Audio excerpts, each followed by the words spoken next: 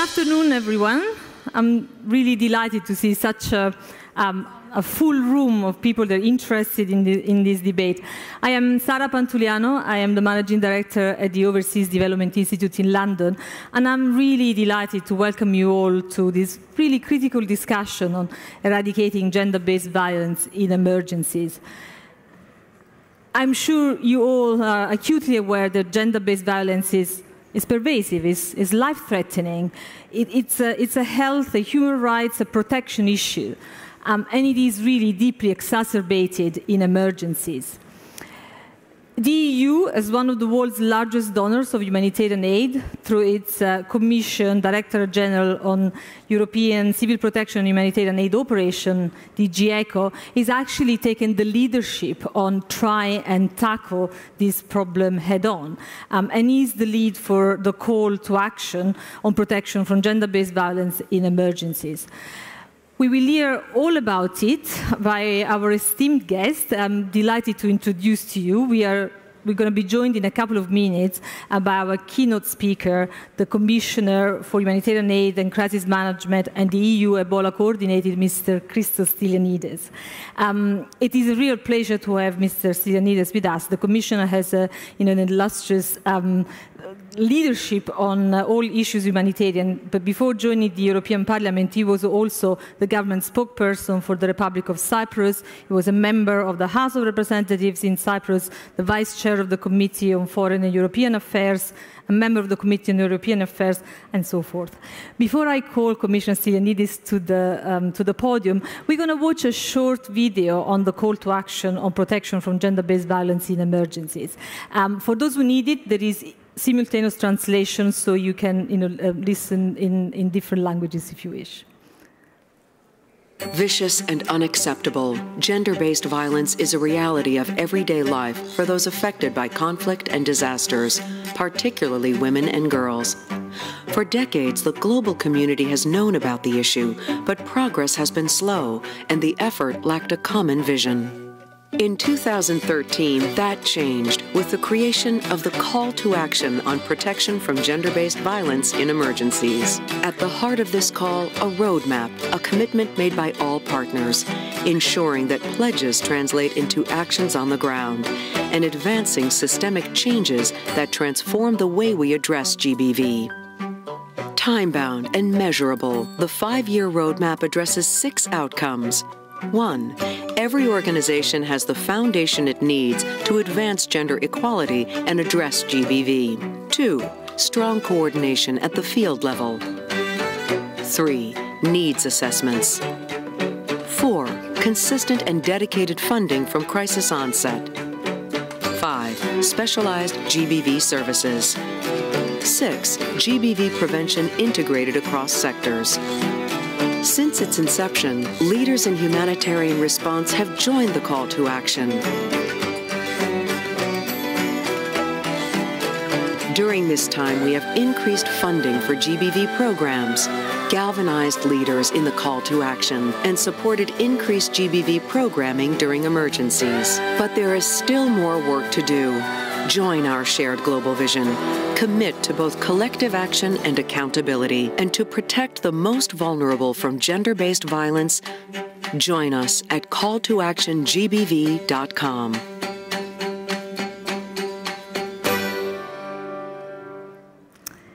Excellent. Commissioner Stylianides, may I please invite you to the podium?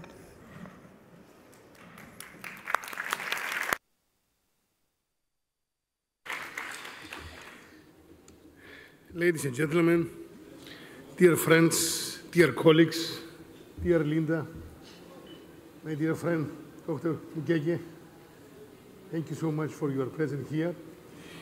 And I would like to warmly welcome you here today. I feel honored to be surrounded by you, our humanitarian family, because I feel very proud to be part of this family. Because you make such a difference on the ground in a very difficult circumstances. And your dedication and your professionalism are commendable. Today, we are here to focus on women and girls. And this year's development days are devoted to this. Women and girls represent the beating heart of a society. Security, prosperity, and stability pass through healthy, educated, and empowered women and girls. But they are also, unfortunately, a target for discrimination, inequality, underrepresentation, and gender-based violence. This is very painful reality on the ground. Every day, this is a hard reality. So gender-based violence is often unreported and also often unaddressed. Women and girls are more vulnerable than anyone else in our societies. But this is not just a women's issue. This is a human issue. If we fail to protect girls and women from exploitation, we have failed in our moral duty to protect humanity. So we must act. It's our common responsibility to collectively face this hard reality and put an end to gender-based violence. And as European Commissioner, I would like to say, I must say, that this is a priority for the European Union. Our decision to place this issue at the forefront of this year's development days reflects this. How can we do this? This is a critical question. First, our commitment to women and girls is reflected in our policies. Our gender policy lays out a solid framework for planning, coordination, and action, as does the EU's Gender Action Plan. Second, we see gender-based violence as a critical issue across the humanitarian spectrum. This means that prevention and the response need every actor and every sector on board. I'm happy that this issue will be addressed in our discussion with this excellent panelists, and I'm sure this discussion will be really productive for us in our initiatives to deal with this issue in the near future.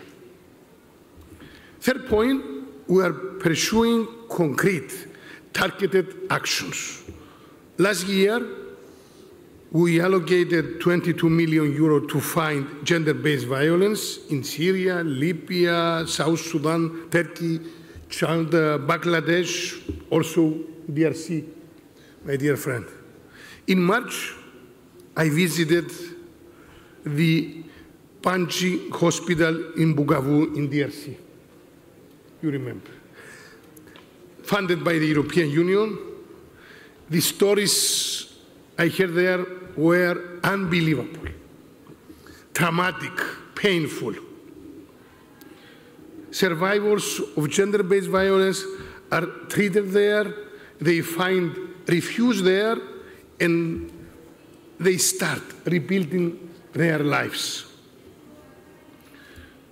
Dr. Mugege, you have my genuine admiration and full support. My visit to your hospital was really a painful experience, but it gave me hope also, and encouraged me because I realized on the ground in this very difficult condition that your team and your professionalism and your dedication make difference as a sort of miracle in these very difficult circumstances. Thank you so much again for your valuable work, and I strongly believe that this audience knows well about the difficult conditions and circumstances. All of us, we stand by you in this very difficult path. Thank you so much again.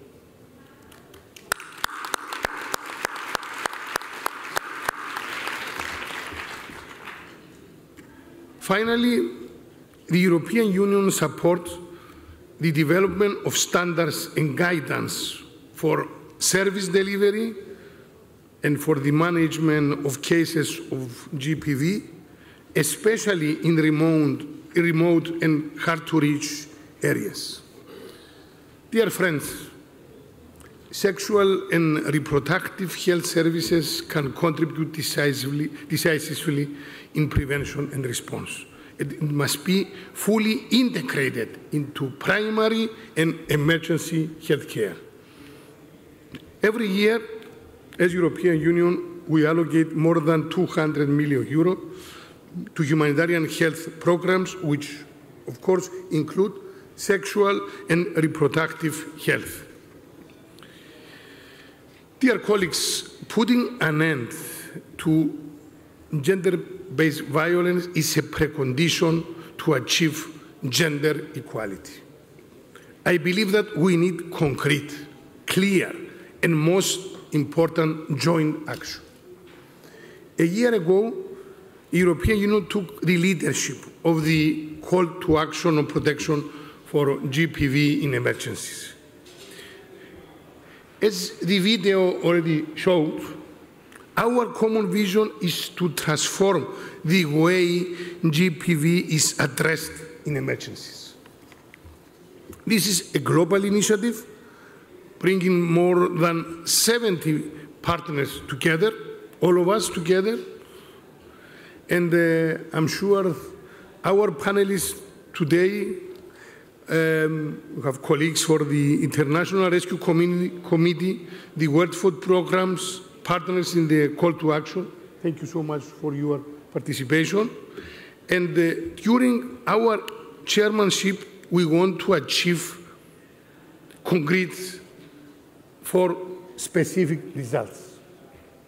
Firstly, advocacy, raising awareness in existing and potential partners of the call to action with efforts like this high-level panel today. It's a very important event. Second, prevention and response. We need to foster a shared culture on these processes among all humanitarian actors. We have funded UN Women for the revision of the Interagency Standing Committee Gender Handbook and comprehensive package of guidance for all humanitarian actors. We also created our gender age marker, a tool to measure, track, and showcase the sensitivity of EU-funded activities to gender and age. We will publish a first report on these results very soon, I think just after the summer. Third point, raises awareness in the field. Our field offices are organizing several workshops to bring the call to action to the heart of our activities. And finally, the implementation and monitoring of the call to action's roadmap. We need to evaluate our progress to promote accountability, and we will report on the implementation of the roadmap later this year. Dear friends, protection from gender-based violence is a sensitive and complex issue. We have to admit this. It goes beyond standard prevention and response, beyond humanitarian action. This is particularly true for the millions of women who are trapped in conflicts and emergencies. Protection from violence, discrimination, and abuse requires common efforts. I call on all our partners to act and to implement our joint commitments under the call to action. We must spread the word and get others to join our efforts. Women mirror the societies they live in. The only reflection we should see is healthy, educated, and empowered women for sustainable and resilient society.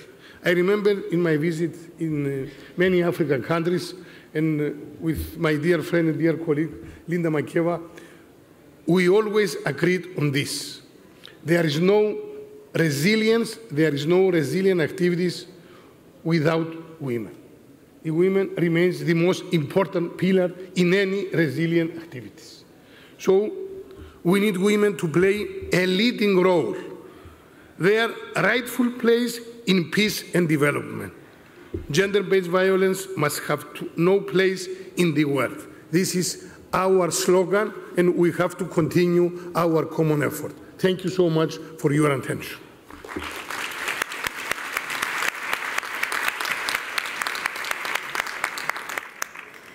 Thank you so much, Commissioner Stylianides, for your passionate speech, but more importantly, for your leadership through the call to action and beyond, what is such an important issue. You've really powerfully reminded us that gender-based violence is a critical issue across the whole humanitarian response. And so as such, it needs to be tackled by all, and it needs to be integrated across the whole response. And I think this is an important issue to reflect upon, because I think the limited and inconsistent action that we see on gender-based violence is part of a bigger problem. The specific impact of crisis on women and girls is constantly underplayed. We see gender-responsive programming and approaches that are actually lacking in emergency settings, and any attempt to implement gender equality being still very patchy. And when we end up responding in a crisis situation, invariably women leaders, women organizations tend to be relegated to a secondary role. We're not fully integrating them in the planning and in the response. They are confined to feminist spaces because they're not humanitarian organizations, and we need to realize the importance that they play. But also, very rarely do we take the opportunity of using crisis as a moment to shift gender norms and really try and push for a more sustainable empowerment of women and girls. But our focus today is on the need to further prevent, mitigate, respond to gender-based violence, particularly humanitarian crises where there are no systems in place, or capacity on the ground is often lacking and violence is exacerbated to very high levels. And I've got a fantastic panel to discuss the challenges that we face to really tackle the problem and how we can do better. Let me introduce them, starting by my closest right, Bushra Dabag. Bushra is one of the young leaders of the EDDs, and she's the founder of Elitna, which is a foundation that provides psychological and financial support to internally displaced people in Aleppo. Next to Bushra is Valerie Guarnieri, who is the Assistant Executive Director of the World Food Programme, just appointed this January, but on the back of a very long and glorious career with the WFP. Next, we have Linda McEvan, MEP. Linda is the chair of the International Development Committee in the European Parliament and has been an MEP since 1998. Flying the flag for the UK through that.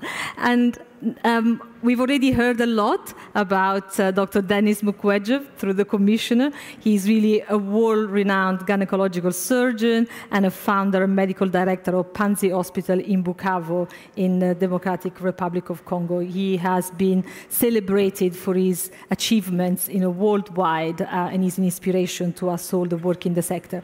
And last but not least, Sanj Srikantan, who is the acting Senior Vice President for Europe and the Executive Director of the International Rescue Committee. So a great panel to get us started on this discussion. I'm going to start with a panel discussion and then open to the audience. I'll ask a few questions to the panelists, but I will also try and make sure that they stick to time so that we can have a conversation with all of you. And I'm going to start with Valerie. I mean, Valerie, you've got such a long career, and you've seen so many crises and be part of so many crises. As we've also heard from the Commissioner, this is often an issue that is, relegated to GBV specialists. People feel that we're talking about gender-based violence, this is something that GBV specialists need to tackle. How can we make sure that this really becomes something that all humanitarian actors feel they need to address, prevent, mitigate? Absolutely, and as you said, gender-based violence is a challenge in many contexts, but particularly in emergencies and particularly in conflicts, we find that women are at risk. And addressing gender-based violence requires agencies and entities that are mandated and have expertise in protection, very much in the lead, but very much working closely with agencies who are assisting in those contexts. The World Food Program, as an organization that's very active in conflict and crises contexts, we see the impact of gender-based violence on food security and livelihoods. And we know from the context that we work in that women and girls on a daily basis are making very difficult decisions between safety on the one hand and their need to secure and prepare food for their families. So we strongly believe that food assistance is a very powerful tool to prevent and mitigate risks of gender-based violence. This requires ensuring that urgent needs are met, but it also has to do with how assistance is provided. And so that critical link between assistance agencies and protection mandated organizations is absolutely fundamental. But can you give us some practical example of what you have seen that has really helped prevent violence? Yeah, well, just 3 weeks ago now, I think it was, I was in Bangladesh and visiting the refugee camps that have sprung up for the Rohingya population. And what we find there, this is a very conservative population, and there's a population where the gender dynamics can be quite challenging. Now, given the urgent needs in the area, and working very closely, of course, with the UN High Commissioner for Refugees and with the International Organization of Migration, the World Food Program has been scaling up food assistance for all of the Rohingya refugees. But in the conversations that the protection colleagues were having with the refugees, we were hearing some very disturbing things about how that assistance itself was increasing the risks of gender-based violence. And it was hard to hear, but some of the men, for example, were telling us we'd set up food distribution centers, and women and men were in line together to get this assistance. And there was a lot of jostling and interaction between the genders in these contexts. And some of the men and some of the groups, the protection groups, were telling us, we know it's not their fault, but when our women are touched and jostled in the course of the distribution, it makes us so angry that we beat them afterwards. This is clearly unacceptable, but it also requires us to then rethink how we set up that assistance in order to give the space that was necessary for women and men to be able to safely access the assistance, but also to set up breastfeeding privacy areas where women could tend to their young children, to increase the number of female volunteers at the distribution sites so that we had people who could interact and appropriate language speaking volunteers, female, who could interact with the women to really understand what their needs are, to have latrine and sanitation facilities at the distribution centers that were disaggregated by sex that women could use and lock. These are very simple, straightforward measures, but absolutely essential in ensuring that the safety and dignity of the refugees were being met while their needs were being met. Thanks. Busha, there is something else that I've heard you say is actually a powerful way to prevent GBV, and is education. Can you tell us more about it from your experience? Sure. I just want you to imagine a case where someone's lifetime potential under threat, undermining his or her future life opportunities. Well, this became the situation of over than 4 million child in Syria, where a decade back had a literacy rate of over than 95% with no significant gap between both genders. Years of brutal conflict have reversed more than 2 decades of progress in children's education.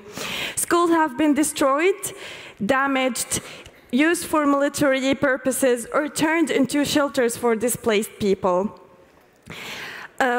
While where the buildings still stand, education staff has been lost, within 50,000 teachers having fled or being killed.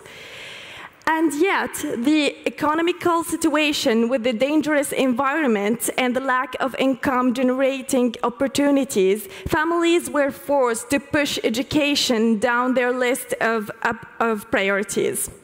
As a social worker, academically driven and oriented, during the Syrian crisis, I was able to notice and to put into experiment the fact that education is the long-term solution of GBV.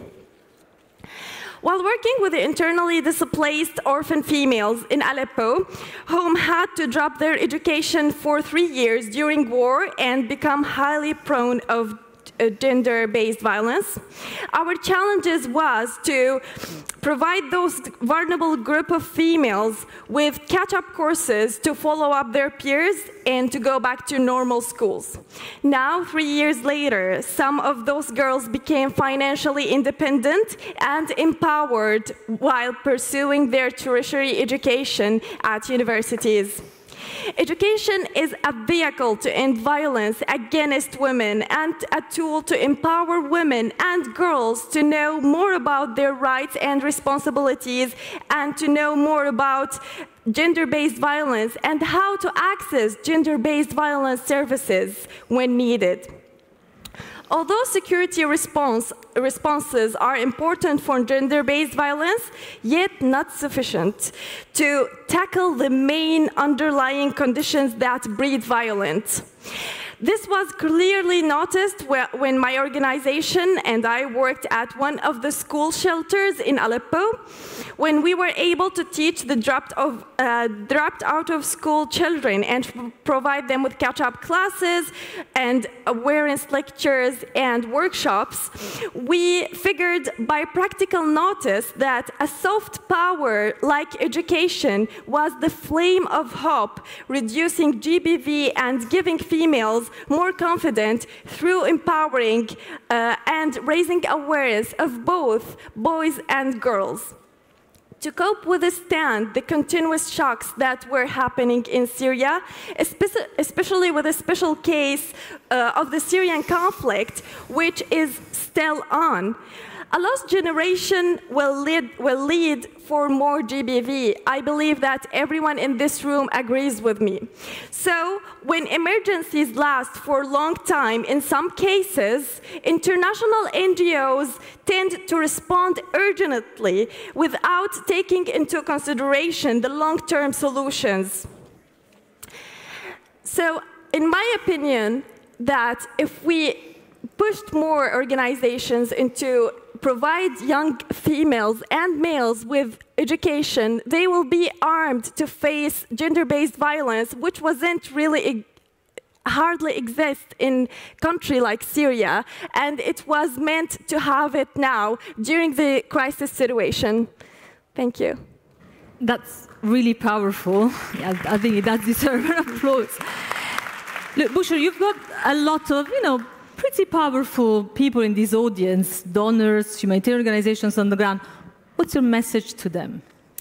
Well, I believe that all the international organizations, EU, UN, they are seeking for sustainable responses in order not to leave any woman or girl behind.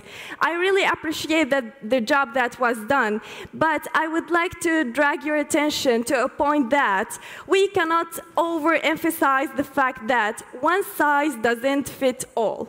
So, educational strategies to support prevention efforts will vary a great deal according to context.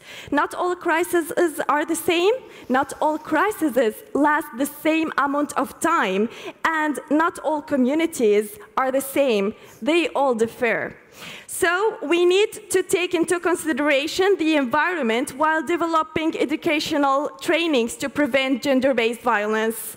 Moreover, we know that when a crisis happens, it is hard to provide educational chances for everyone, at every time, wherever they were. So, whether they were internally or externally in the country. And with the Syrian case, we know that it's hard for youth to receive higher education with the geographical issues that youth Syrians are facing, like receiving visas to pursue their education abroad, with all the refugee crisis and stigmatization of Syrians as asylum seekers, while some are looking only forward to receive a better education and to participate later in rebuilding their country. In these cases, an online platform can serve as an option, as an alternative option for people who cannot study on ground in high facilities. So, during my work, and because I personally had to wait for decades to receive my visa to go and study abroad, I felt the need for many Syrians, especially young women, because women in Syria are highly educated and driven. So I felt that those girls need to receive high quality of education and to exceed their geographical barrier. So I am now establishing an online platform where every woman, everywhere she was, and at every time she can have access and find courses, educational opportunities, and networking with scholarship providers in order to continue her education and receive high degrees eventually. I wish so. I believe that the the global community have to support community initiatives and push them with either partnership or support or maybe investment in order to provide those young leaders that they want to really work in their countries to achieve a change, and maybe youth can have different solutions for the problems that we are facing in our world now. Thank you. Thanks, Bushra. Well, I really hope you'll find interested potential partners that will come and talk to you afterwards. You put the case so powerfully, around education. Valerie has reminded us of, some practical things that we can do to address the problem. But Sanj, what is it that is not being done to address GBV in emergencies? Well, I think that's exactly the right question to ask, is not to celebrate and be comfortable with where we are now, but actually to talk about the unmet needs. And the critical thing is that in the era of Me Too, if things like Me Too are needed in areas where there is no conflict, you can only imagine conditions for women and girls where conflict is present in humanitarian crises. And the reality is that 1 in 5 women in humanitarian crises will face sexual violence, that an adolescent girl dies every 10 seconds because of violence, and 500 million of them live in countries affected by displacement and crises and conflict. In countries like 65% in South Sudan, that's a much higher total of women who've experienced sexual violence in a recent IRC study.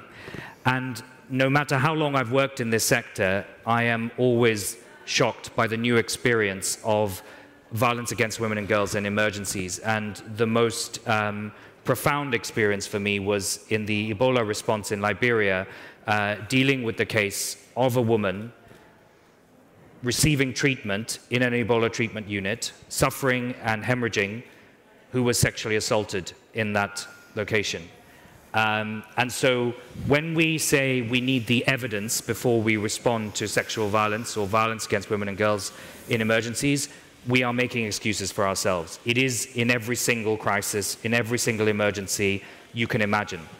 And so what we need to do is have a response that is adequate to the needs in every single crisis and response. And so what is not being done is, let's not take the call to action as the final chapter. It's a journey that we are on.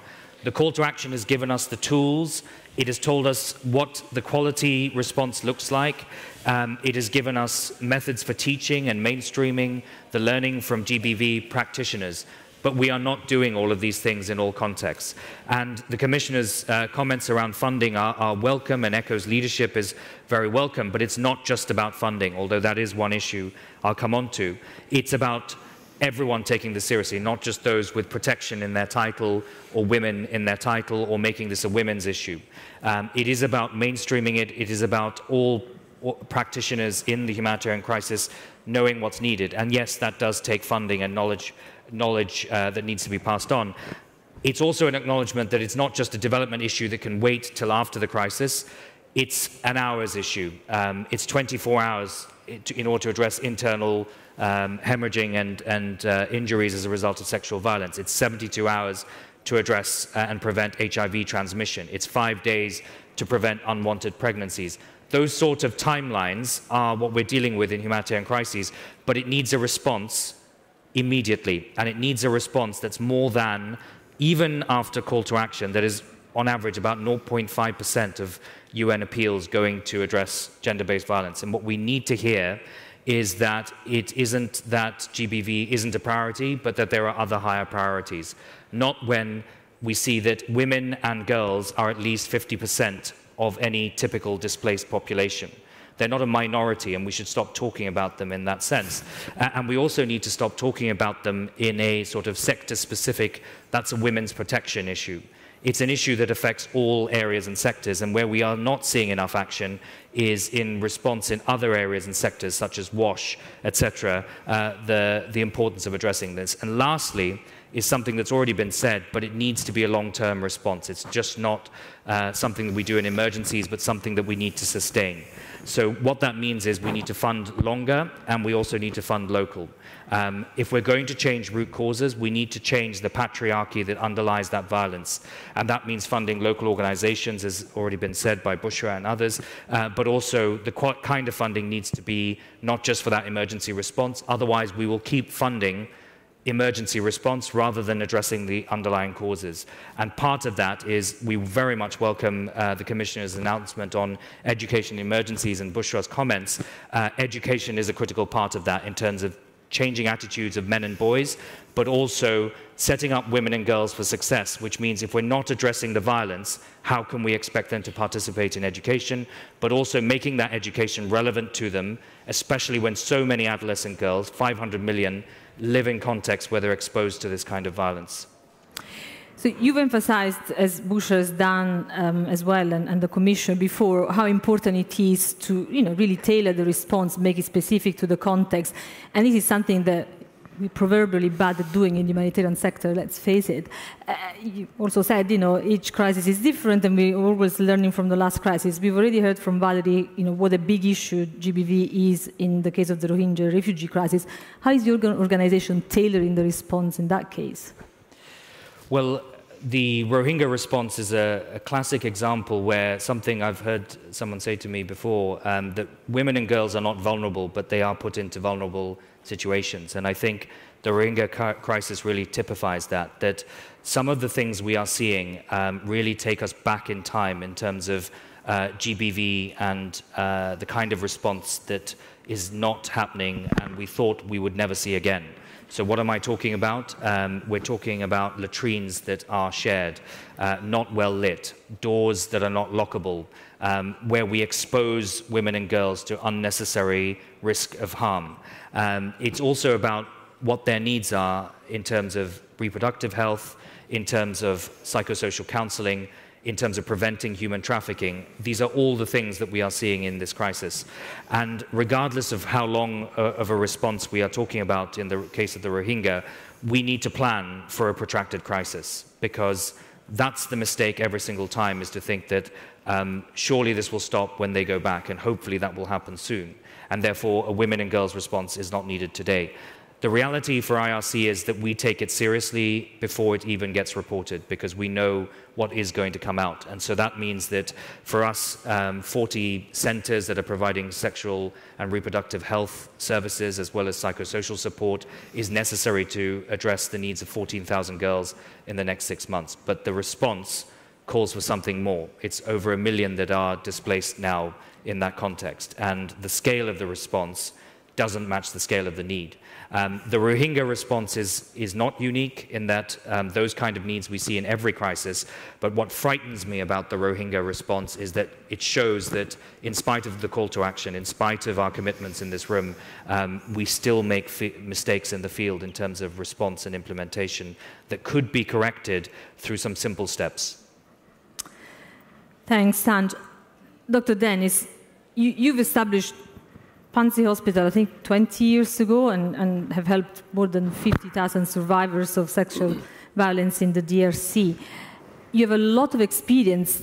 Tell us, what are the priorities in a humanitarian setting where healthcare systems are under such massive strain? Merci.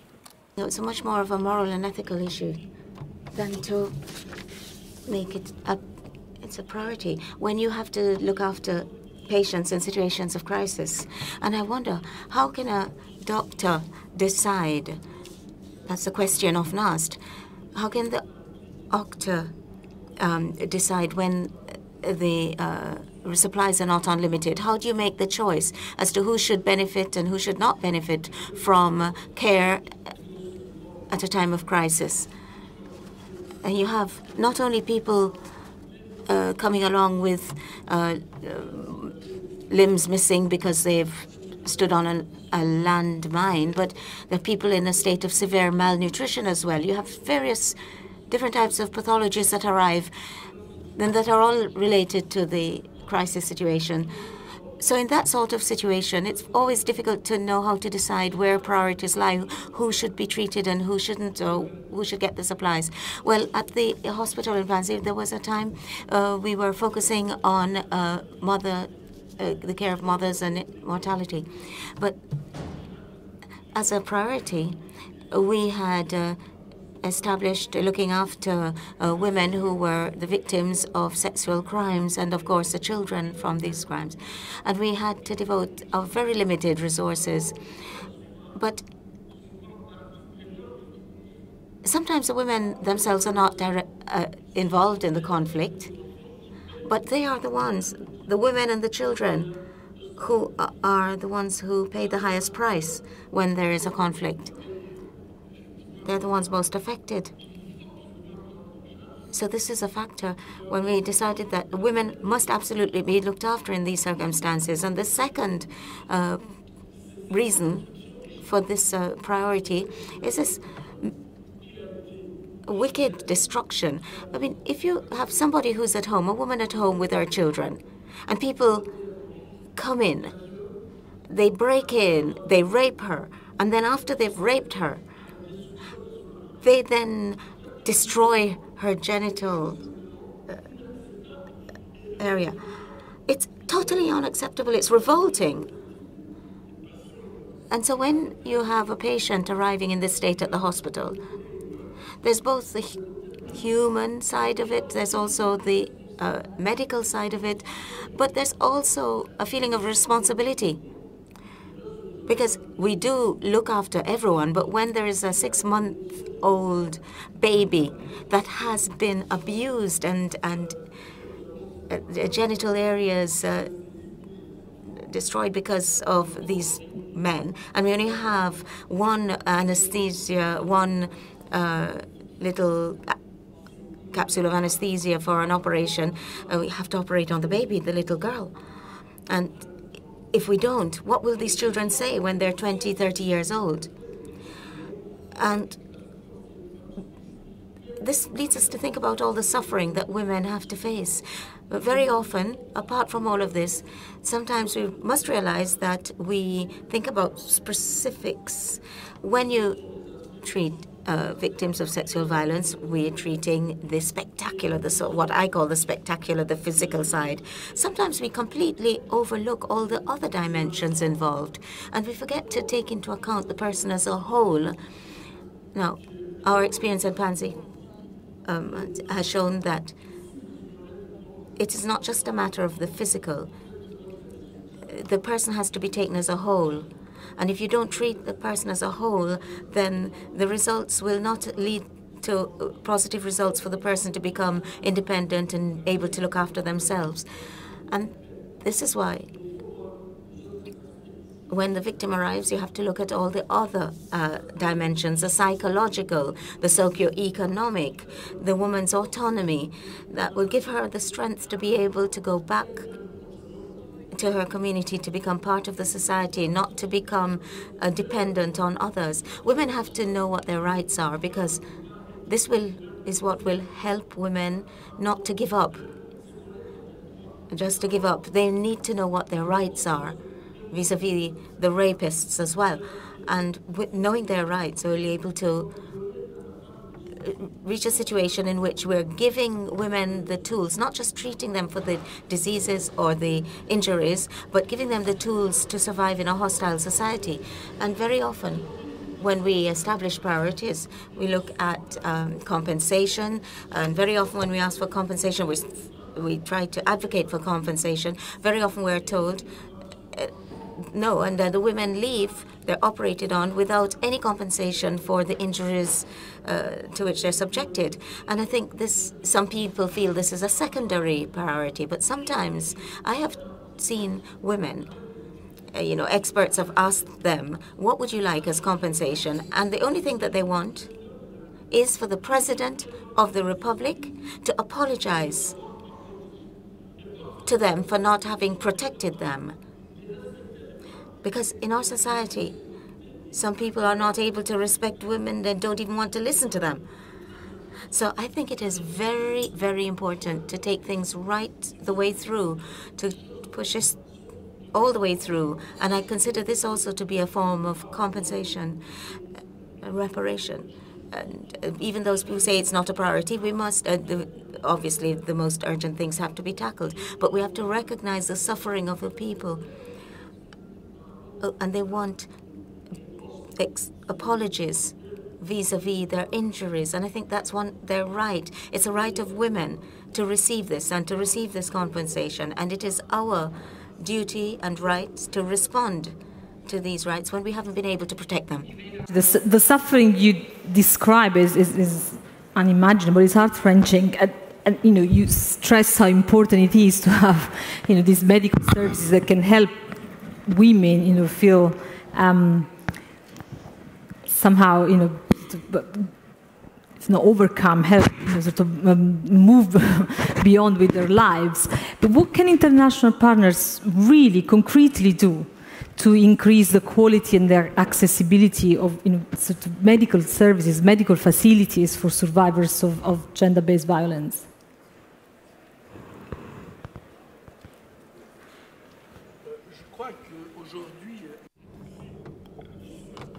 I think access to care for the victims of sexual violence is a very difficult, complicated thing, as has already been outlined.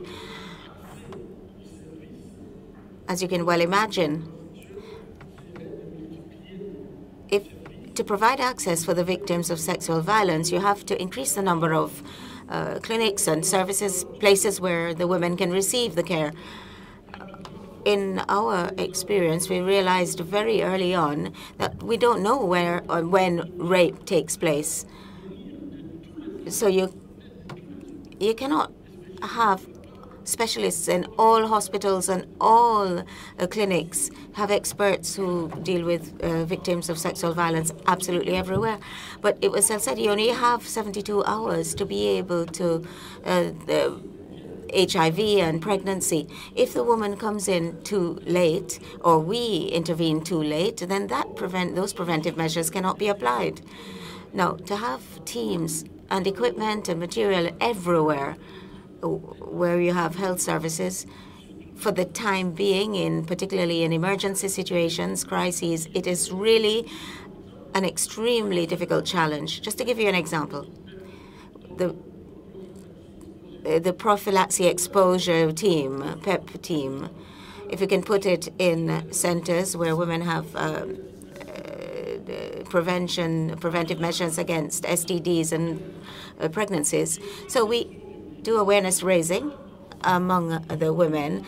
When they're raped, they are brave enough to realize that they have to go to a clinic to receive the treatment within 72 hours. But very often the women turn up and they're told there's no treatment because that particular service isn't there. And if you say, if the service isn't there, they say, well, come back in 3 months, but then the woman will already have had HIV and would be ill for the rest of her life. So if we could have mobile teams, that's the approach. With technology, you could have early warnings, using mobile phones, send out messages for the mobile teams to be dispatched quickly to go to areas where there are emergencies, where sexual violence has been committed, and those teams could go out with the rapid prevention. So I think with mobile teams, you could have teams with specialists who know exactly what has to be done, but you can't have them permanently in all areas. But the mobile teams, we cannot always rely on them either forever. So it is very, very important indeed. And I think this is a matter of concern to everything that needs to be done to counter sexual violence. We need to be able, within the kit of primary care, we need to include the preventive measures against sexual violence within that as well, within primary care. Not only providing information, but also having a minimum resources and measures so that there can be a rapid response in the case of sexual violence.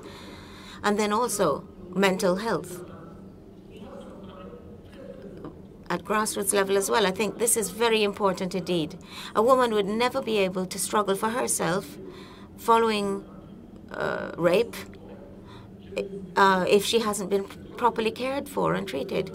I've visited many countries and I've seen in some places that there's a lot more emphasis on the legal care or treatment of the victim, and they think you think it's a priority. But when you speak with the victims, very often her needs lay elsewhere and they haven't been covered.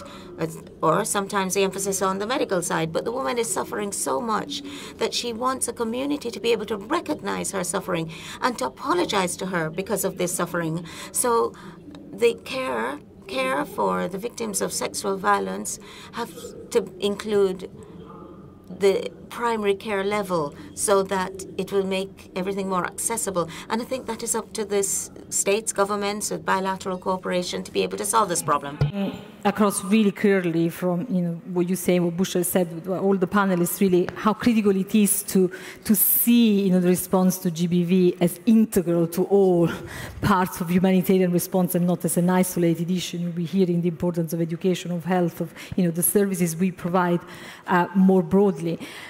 And then we've talked about some of the more sort of specific cases of the Rohingya refugees, but we also have refugees closer to home, Linda, and we haven't really talked about what else we can do perhaps to support women and girls who are fleeing from conflict, women and girls who are refugees. They are fleeing from sexual violence. Yeah, well, I was in Uganda just a few weeks ago in Adjumani, and I think 92% of the refugees are women and children, and they're coming from South Sudan. And we met, we had a sort of small meeting with a group of young women, many of whom were mothers already, and many of whom were victims of sexual violence.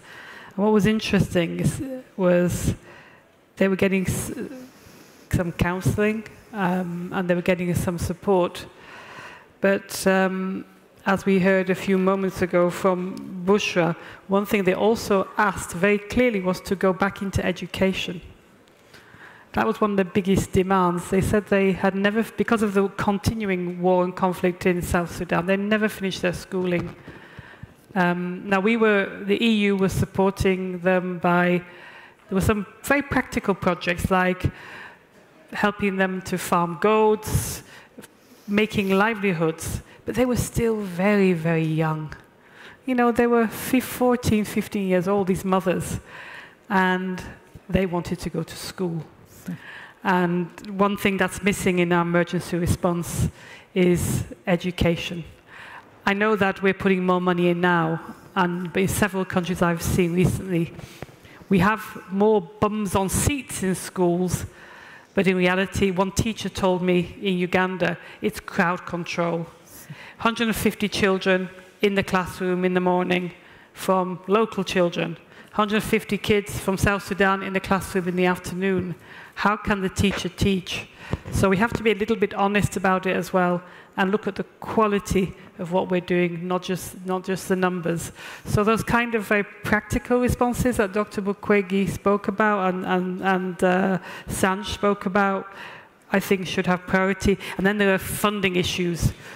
Funding protracted crises. Dr. Mukwege had problems with funding in his hospital 4 years ago when I visited, because he got funding from ECHO for emergency funding, but then the funding was for women victims of sexual violence, but didn't have funding for general support for the hospital. And as he explained, you're just treating people who come in. So when we have these specific projects, it's also problematic. So we have to change our funding, make it more flexible, and make sure that in increasing protracted emergencies, that the so-called famous nexus between development and humanitarian is funded. And we have the opportunity now, because we're getting a new generation of programs, and we need to fund that nexus. It's a word I don't like because it sounds like it's another jargon word which specialists develop to talk about something which is pretty simple. It's that if you only have annual funding, you spend your life bidding for money, and you don't have any long-term, in the refugee camp in Uganda, there's no long-term. The staff who run from the EU have no idea how much money they're going to get every year. They get so much at the start, always the same, and then they get money added on during the year all the time. But that's not a way to run a program. Yeah. So that's got to change. I couldn't agree more about the jargon around the nexus, but there is, a very practical example is what Dr. Mukwege was talking about, which is reparation, justice, which is not really something humanitarians do, but it's very important for, women and girls who have been raped to feel that there is an element of restorative justice. So how can the call to action help in that respect? Well, we hear a lot of speeches as politicians in parliaments. There are two speeches I remember. One was Dr. Mukwege's speech when he came and he won the Sakharov Prize.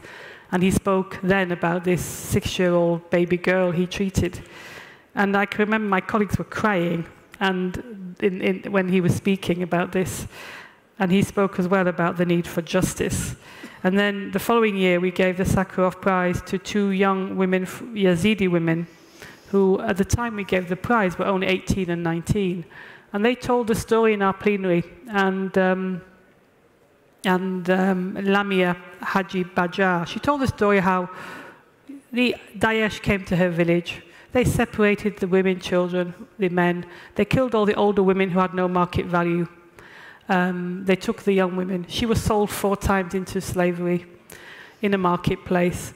And then she told how she was bought by the director of the hospital in the city. And I expected, because she was living in Germany when she came, and I thought she was going to tell us how the director from the hospital had protected her. But no, he raped and tortured her, and raped and tortured 9-year-old children. And she told us in the European Parliament, and she asked us, I want this man to be brought to justice. And I don't think anybody from Daesh has been brought to justice yet. So I think it's something, and we have to show political leadership on this. And in all our countries, the leadership of the countries has to say this is not acceptable. Our soldiers, our police officers, the state, because we know the state's involved in some of these atrocities in some countries. And in other countries, when atrocities happen, when a man is named in the European Parliament, there should be follow-up. And so there has to be some, because people shouldn't get away with it, quite simply. And it's not acceptable that they should. So I think we should also, that's part of the violence against women. Thanks. I'd like to continue to talk to the panel, but it's really time for you to ask them questions or contribute your comments. I have a couple of colleagues who have asked to speak. The first is Brigitte Tazelaar, who is the incoming Deputy Director General of International Cooperation of the Dutch government. I can't see Brigitte, but please. Can we have a microphone, please? Thank you. Thank you very much, and thank you very much to the panelists for your leadership on this difficult issue. It's really a shame that in 2018 we still need to discuss gender-based violence. Of course, I completely agree with what you have said regarding prevention in relation to education, but also in relation to justice and accountability in order to prevent further wrongdoings. Let me also ask your attention on two other issues. One in relation to the discussion on aid to, next to Me Too. It's really essential that the donor community and their partners come up with protocols on how to deal with sexual exploitation and abuse. It's really no longer acceptable not to have these protocols. It also requires cultural change. We should go from a I always have difficulties in pronouncing this word, patriarchal industry to a humanitarian sector in which men and women have equal leverage and contribution. And my second point relates to mental health. It's an area that receives very little attention, and my minister has made it a priority in her new development cooperation policy to give more attention to this subject. And of course, you mentioned already the Yazidi girls in Iraq, the women in Congo, in the refugee camps, women in Libya in the camps that don't pay one price, they pay 2 prices or more. My question related to that is, what is your view on that? You mentioned, is this potentially another funding problem that we're going to create if we want to have extra attention to this subject? Or how can it be better mainstreamed in what we are already doing to give more attention to this mental health issue for refugee women and children? Thank you. Thank you very much. Let me come to Caroline Rusten, who I see here, the Chief of the Humanitarian Unit at UN Women.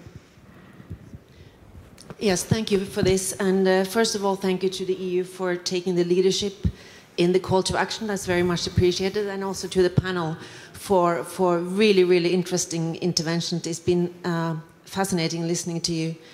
I think one specific thing I wanted to mention was the importance of accountability and leadership, which has been mentioned by several of the panel members, to address this at the country level. And I think what's good with the call to action is that it's the jointness and the seniority of it. So it looks at how, you know, from the global offices to national government, local government, civil society needs to come together. I work for the UN, and I think now in the UN reform, it's important that we require from the country level and from the UN country teams to take responsibility for this, and it's everyone's responsibility. I think what many of us experience on the ground, I was the country rep in Somalia, and of course many of my colleagues are working around the world. As for us and many others who are working in this field, when there is a crisis, we're fighting for this space, rather than being able to deliver the services that we should deliver. And as you were mentioning, only 0.5% of emergency funding goes to, that's at least the SERF funding, goes to gender-based violence. So once we're using all the energy to fight for that space, we're not able to deliver the services that we need to. So again, I really want to emphasize that accountability for everyone to address it. Thank you. Thank you, Caroline. Very important reminder. Let me come to the rest of the audience. Raise your hand if you'd like to ask a question. If you take the floor, please say who you are, if you have any affiliation, and also if your question is directed to any specific speakers. If you're brief, we can take as many as we can, so try to be concise. Anyone would like to intervene? Lady to my left here.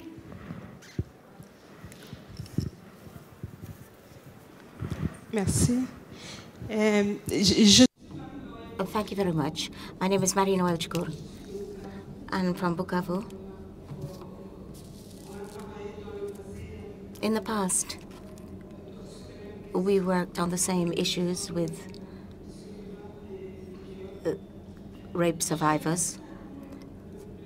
I would like to thank Dr. Mukwege very much indeed for his statement and for all the focus he's still giving to this situation. But what I'd like to add is that recovery, the recovery of the person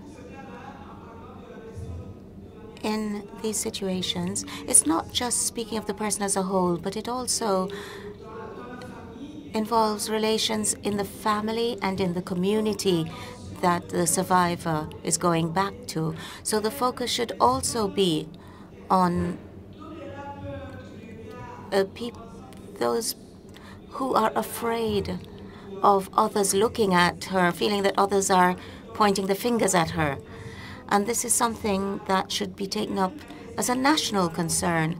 And even the whole issue of compensation, reparation, it involves a number of things at various levels, including symbolic compensation. In my limited experience, I've heard people say that they also feel that they have been attacked by nature, they haven't been protected, and that nature itself has been violated. They've seen the bodies, the blood, the corpses of the brothers and sisters. So we have to think about our ancestors and have the reconciliation ceremonies, reconciliation with nature. We cannot live in peace if we do not respect the land that we live on.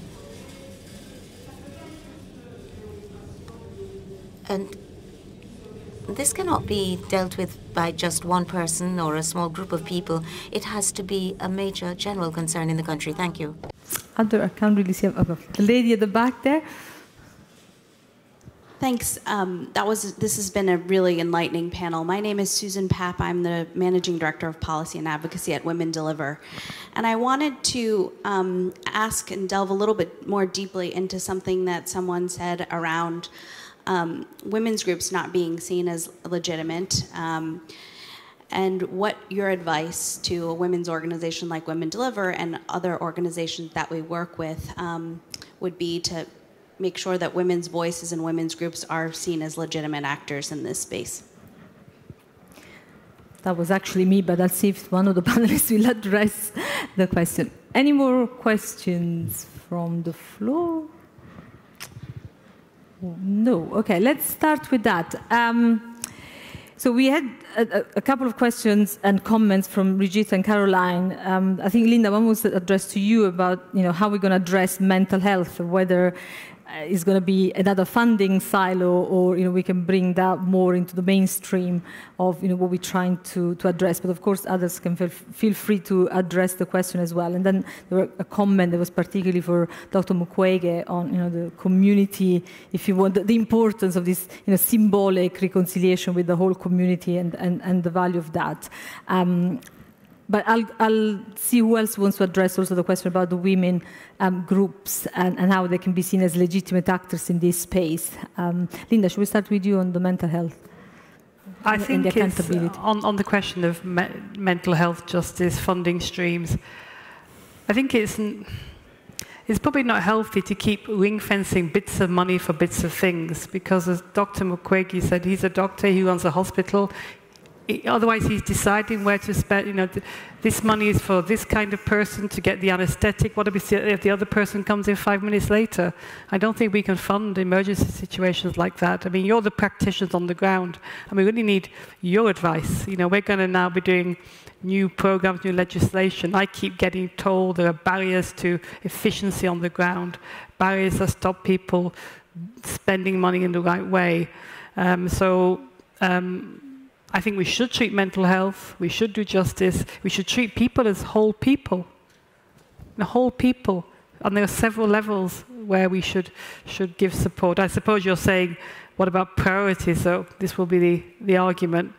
But it probably, I think, I've forgotten who said, was it Bushra who said, one size does not fit all? I think you said that. So we can't say, oh, we have to do this now, not that anymore. Because that's too prescriptive as well. One thing, we also should, when I was in Central African Republic, a very small local NGO was doing fantastic work with internally displaced women in a project called Les Flamboyants. And it was run by a local member of parliament. And she was doing fantastic work, but she couldn't get any direct funding because people don't fund local NGOs. So they were funding for a third organization. But sometimes it's a little bit questionable why they need to be to have 3 or 4 Europeans there, when actually she was running the program. She knew what she was doing. She didn't need this second level. I just want to say on the A2 thing, I think we haven't talked about that issue yet, sexual exploitation and violence, but there has been a public debate, and it has damaged the international aid community and reputation. And I think it's a very good initiative, because the EU who sends people out on the ground, it has to be tackled, to have confidence in our system, because it's very shocking to think that people who are already vulnerable become more vulnerable at the hands of some aid workers. I know there are difficult issues, but yeah, it can't be dodged.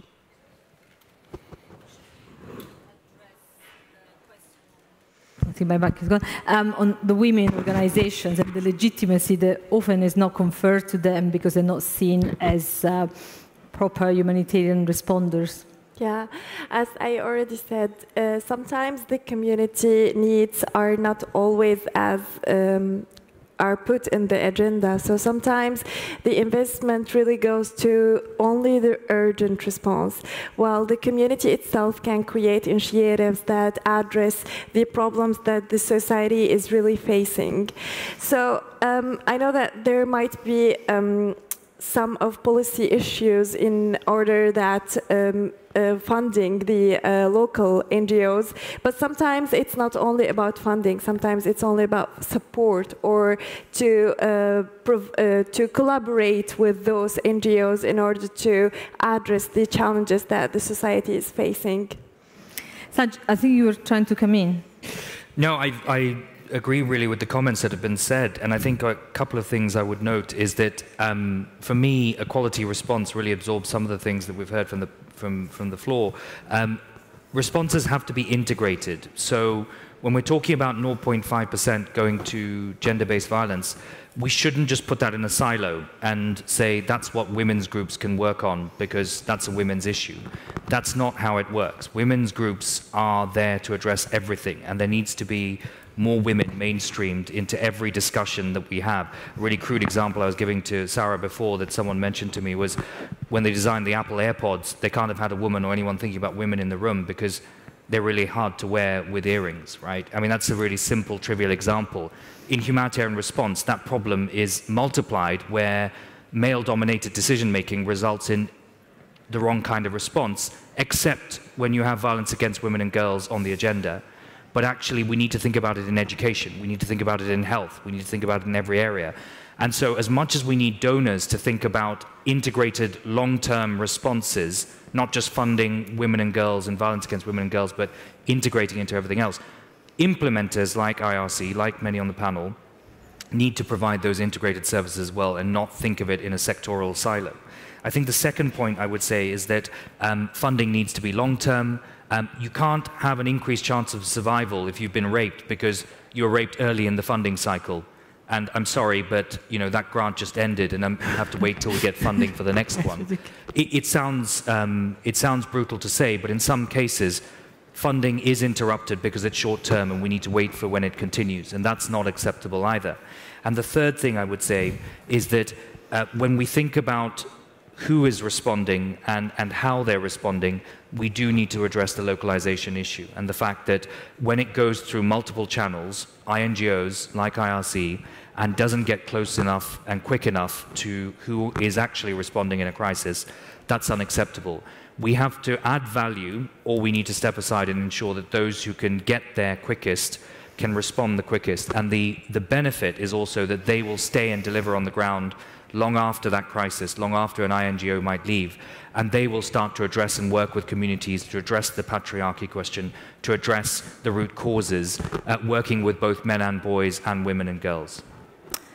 Thanks. Dr. Mukwege, do you want to address the comment that Cecile made on the importance of the community when we're dealing with GBV survivors?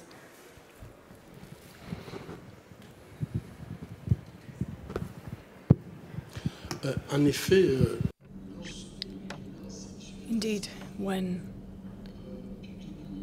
sexual violence happens publicly in front of the community, in front of the families, it goes without saying that the aim behind that act is to destroy the family's fabric, the social fabric.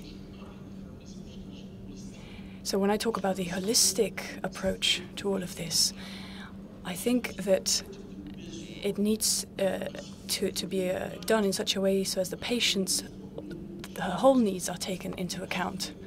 We can't just have a one-size-fits-all approach and say, unfortunately, as we heard before, quite often we find ourselves in this situation with this sort of one-size-fits-all approach that doesn't actually meet the actual needs of the people we are looking after.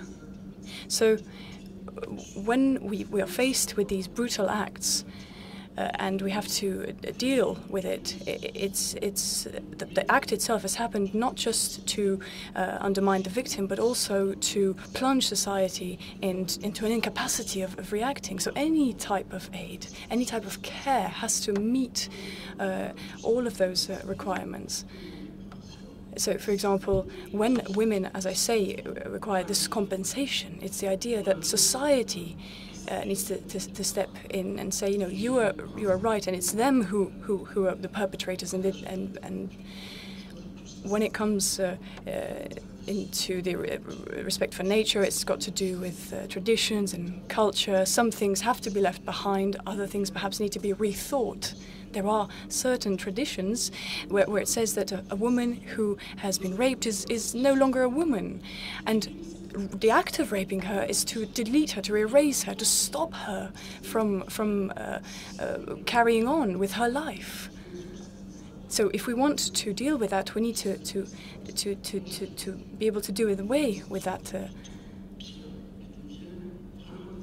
Women have been dealing with that. As far as mental health is concerned, we often think that women can't simply spend hours and hundreds of kilometers on the road to go and visit a psychologist, for example. Health, even according to WHO definition, is not just physical, it's also mental. But on the mental side of things, it's very difficult to obtain funding because people sometimes think, well, it's not as serious as physical health. But unless you address that as well, I mean, you're not going to get very far. You might have looked after someone's physical needs, but without the mental health side of things, they won't be able to resume a normal life. So that's why the health system needs to bear that in mind. And we don't want to create a parallel track for mental health. When you have a patient arriving at a health center, for example, that patient needs to be able to access all services. We've got 5 minutes to go. Valerie, before we finish, Caroline raised a very important point about accountability and leadership, starting with UN country teams. Anything you want to add on that? Well, I think accountability and leadership linked to the first comment on the Me Too, Aid To movements and how those affect the industry. I think that while certainly causing angst and challenges on some side, I think this has been very helpful, as in the broader community, in amplifying and bringing attention to issues that just have not been being effectively addressed in the world and in the aid industry, both with regard to prevention of sexual exploitation and abuse, and even with regard to sexual harassment and abuse within organizations. So as a result of that, we've seen a re-emphasis of core messages around zero tolerance, and that's key, but also a link of those messages to specific actions that need to be taken to improve monitoring and addressing abuses that are reported. A reinvigoration of key activities that Sanj and I spoke about earlier, and that's to ensure that the conditions are in place as part of assistance to ensure that it's provided to people in safety and in dignity. and a re-emphasis of the urgency of really achieving the gender equity that we need in our own workforces and ensuring that women are available and present in key numbers at all levels of our organization, from the leadership right on down to the field worker. So I think we've seen a re-emphasis of these issues through these movements, and I think that is a win in addressing gender-based violence. Thank you so much. I mean, there's 6 months left for the EU leadership over the call to action. I think you've given a lot of food for thought of what are the key issues to take forward. What I take from the panel, I think, has been a fantastic sort of hour and a half of really passionate, interesting interventions. But I think it's clear to all that this is not an issue that can be left to our, very valiant but often isolated GBV specialist colleagues. It's an issue for all of us to address crisis, but it's not just for humanitarian actors to address crisis. We've heard very clearly a lot of these issues are systemic, long-term, and cut across the emergency response. They need to also speak to the development response and the long-term. So it's really, from what the Commissioner said at the beginning to the whole discussion we've had, the importance of thinking of the response to prevent, mitigate, respond to GBV as part of our integral response to a context beyond the immediate crisis and in a durable and sustainable way. With that, please join me in thanking the panel. It's been really fantastic. Thank you so much for your insights.